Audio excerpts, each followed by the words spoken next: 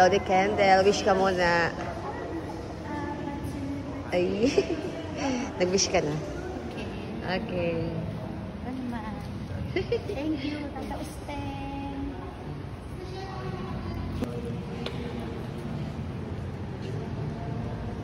Ito po.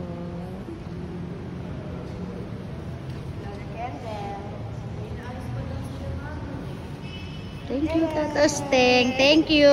Kami na naman po naiwan. Kami na naman po naiwan.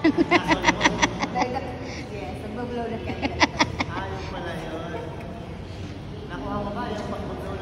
Opo. Ayan po si Ate Michelle.